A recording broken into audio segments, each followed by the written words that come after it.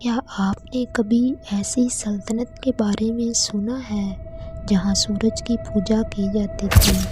اور کیا آپ جانتے ہیں کہ ایک پرندہ اللہ کے نبی کے لیے اہم پیغام لے کر آیا؟ آج ہم آپ کو لے کر چلیں گے ملکہ سبا اور حضرت سلیمان علیہ السلام کی حیرت انگیز داستان کی طرف۔ یہ وہ وقت تھا جب اللہ کے نبی حضرت سلیمان علیہ السلام اپنے لشکر کی صف بندی کا جائزہ لے رہے تھے، لیکن اچانک ہدہد کی غیر حاضری نے انہیں حیران کر دیا۔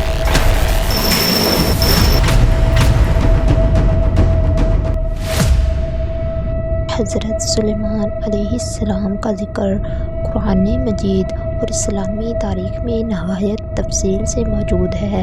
آپ علیہ السلام ایک عظیم پیغمبر ہونے کے ساتھ ساتھ ایک عادل بادشاہ بھی تھے، جنہیں اللہ نے بے شمار نعمتوں سے نوازا۔ ملکہ سبا یعنی بلقیس اور حضرت سلیمان علیہ السلام کا واقعہ قرآن مجید کی سورۃ النمل میں تفصیل سے بیان کیا گیا ہے۔ یہ واقعہ حکمت، علم اور اللہ کے دین کی طرف دعوت کا شاندار نمونہ ہے۔ حضرت سلیمان علیہ السلام کو اللہ تعالیٰ نے پرندوں، جانوروں اور دیگر مخلوقات کی زبان سمجھنے کی خاص نعمت عطا فرمائی تھی۔ ایک دن آپ نے اپنی فوج کا معائنہ کیا تو ہدہد پرندہ غائب تھا۔ آپ نے فرمایا، میں اسے سخت سزا دوں گا یا اسے ذبح کر دوں گا، یا پھر وہ کوئی معقول عذر پیش کرے۔ کچھ دیر بعد ہدہد حاضر ہوا اور حیران کن خبر لے کر آیا۔ اس نے بتایا کہ سبا کی ایک قوم سورج کی عبادت کرتی ہے اور ان کی ملکہ ایک شاندار تخت رکھتی ہے۔ ہدہد نے کہا، میں نے وہاں ایک عورت کو بادشاہی کرتے ہوئے دیکھا ہے جس کے پاس بڑا عظیم الشان تخت ہے۔ حضرت سلیمان علیہ السلام نے ہدہد کی خبر سن کر ملکہ بلقیس کو اللہ کی طرف بلانے کا فیصلہ کیا۔ آپ نے ایک خط لکھا اور ہدہد کے ذریعے ملکہ کو بھجوا دیا۔ خط میں لکھا، بسم اللہ الرحمن الرحیم، مجھ پر برتری نہ جتاؤ اور میرے پاس فرما بردار ہو کر آؤ۔ ملکہ سبا نے یہ خط پڑھا اور اپنی قوم کے سرداروں کو مشورے کے لیے بلایا۔ سرداروں نے جنگ کا مشورہ دیا، لیکن ملکہ نے فیصلہ کیا کہ پہلے حضرت سلیمان علیہ السلام کا امتحان لیا جائے۔ اس نے ایک قیمتی تحفہ حضرت سلیمان علیہ السلام کے دربار میں بھیجا۔ حضرت سلیمان علیہ السلام نے تحفہ قبول کرنے کا انکار کرتے ہوئے فرمایا، کیا تم مجھے مال سے مدد دینا چاہتے ہو؟ جو کچھ اللہ نے مجھے دیا ہے وہ تمہارے تحفے سے بہتر ہے۔ آپ نے ملکہ سبا کو دوبارہ پیغام بھیجا کہ وہ اپنے دربار سمیت اسلام قبول کرے۔ ملکہ سبا نے حضرت سلیمان علیہ السلام سے ملاقات کا فیصلہ کیا۔ حضرت سلیمان علیہ السلام نے اس کے آنے سے پہلے ہی اس کے تخت کو لانے کا حکم دیا۔ ایک جن نے کہا کہ وہ اسے فوراً لے آئے گا، لیکن ایک نیک اور علم والے شخص نے کہا کہ وہ آنکھ جھپکنے سے پہلے تخت حاضر کر دے گا۔ جب ملکہ سبا دربار میں پہنچی تو اسے حیرت ہوئی کہ اس کا تخت وہاں موجود ہے۔ حضرت سلیمان علیہ السلام نے کہا کہ میرے رب کا فضل ہے تاکہ وہ مجھے آزمائے، میں شکر کرتا ہوں یا ناشکری کرتا ہوں۔ حضرت سلیمان علیہ السلام نے ملکہ سبا کو اپنے محل میں بلایا، جہاں شفاف فرش پانی کی طرح دکھائی دیتا تھا۔ ملکہ نے سمجھا کہ یہ پانی ہے اور اپنی پوشاک اٹھا لی۔ حضرت سلیمان علیہ السلام نے کہا، یہ شیشے سے بنا ہوا محل ہے۔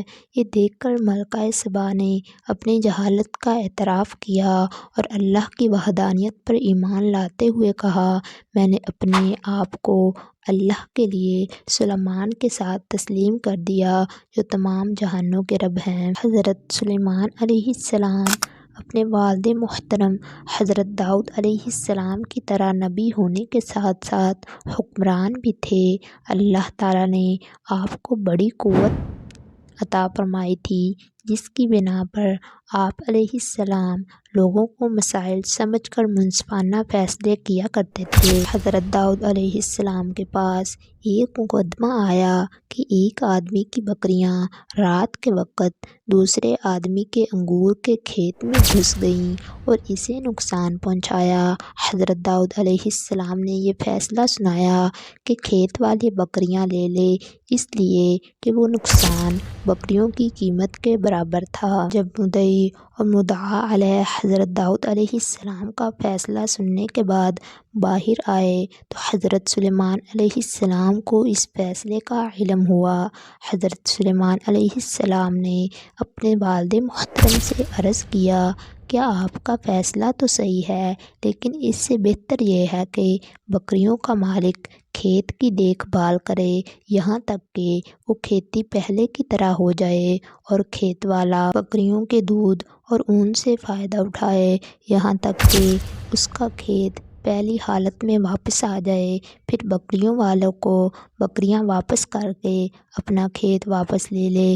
اس بارے میں چونکہ حضرت سلیمان علیہ السلام کا فیصلہ زیادہ بہتر تھا، اس لیے اللہ تعالیٰ نے حضرت سلیمان علیہ السلام کا فیصلہ پسند فرمایا۔ فرمان الہی ہے۔ اور داؤد اور سلیمان علیہ السلام کو یاد کیجیے جب وہ ایک کھیتی کے معاملے میں فیصلہ کر رہے تھے کہ جس میں کچھ لوگوں کی بکریاں رات کو چر گئی تھی اور ہم ان کے فیصلے کے وقت حاضر تھے۔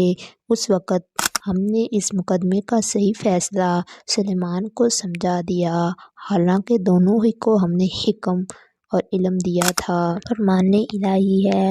اور بلا شبہ ہم نے سلیمان علیہ السلام کی آزمائش کی اور ان کے تخت شاہی پر ایک نامکمل جسم ڈال دیا، پھر انہوں نے اپنے رب کی طرف رجوع کیا۔ حدیث رسول اللہ صلی اللہ علیہ وآلہ وسلم ہے کہ ایک مرتبہ حضرت سلیمان علیہ السلام نے فرمایا، آج رات میں اپنی 100 بیویوں کے پاس جاؤں گا اور ہر ایک سے ایک ایک لڑکا پیدا ہوگا جو اللہ کی راہ میں جہاد کرے گا، لیکن آپ علیہ السلام کو انشاءاللہ کہنا یاد نہ رہا، چنانچہ ان تمام عورتوں میں سے صرف ایک کے ہاں بچہ پیدا ہوا اور وہ بھی نامکمل۔ آپ صلی اللہ علیہ وآلہ وسلم نے فرمایا، اگر سلیمان علیہ السلام انشاءاللہ کہہ دیتے تو ان کی یہ خواہش ضرور پوری ہوتی۔